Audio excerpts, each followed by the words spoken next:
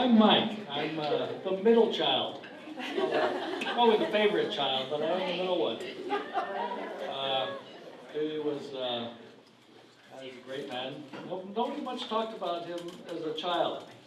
And in some of these photos, if you'll notice, there was his bedroom with a big rack of electronic stuff, knobs and microphone and vacuum tubes and capacitors and all that sort of stuff.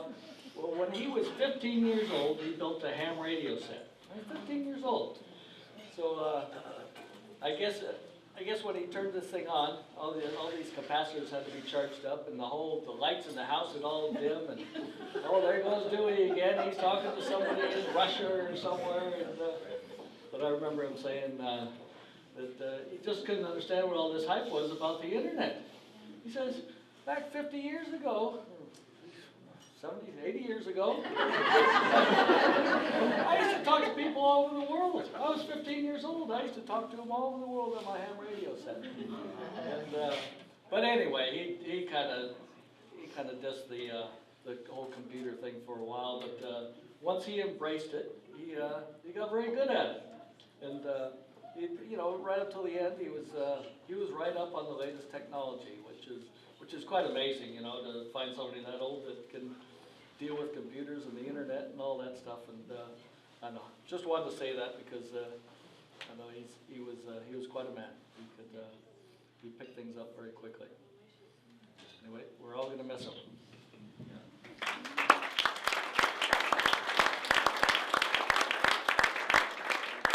Anybody else have something to say? This is my wife, Claire. She's the favorite daughter-in-law. I'm just going to read a poem from our daughter Peggy. Mike and I came over from New Zealand, but our three children, they couldn't be here with us physically, but they are here in spirit. Now, for Dewey's 90th birthday, Peggy wrote a poem to him.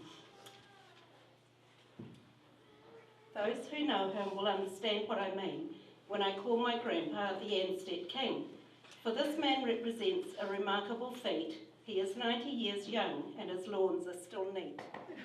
He has conquered the challenge of raising 9 children, 4 boys and 5 girls, through thick and through thin. He's sure come a long way in this new generation with the help, I'm sure, of his 18 grandchildren. Addressing the expansion of his large family tree, he is a proud great-grandfather to a growing group of 3. When I imagine his youth so many years ago, I recall hearing stories about an amazing ham radio. Now Dewey loves his fancy email hooked up to his TV, and of course watching the tennis and Andre Agassi. Then with his John Deere entourage and mower at his side, rain, thunder or lightning, he's always up for a ride. His beloved dear wife Aggie too, so much a part of him. 64 years of a brilliant marriage, a blessing from within. My grandpa is a man of quite few words, but he speaks them with a flair.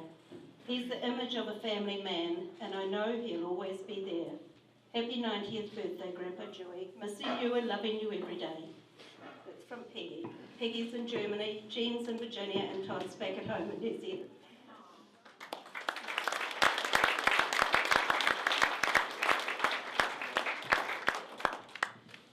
Very lovely. Nice work. So the floor is open.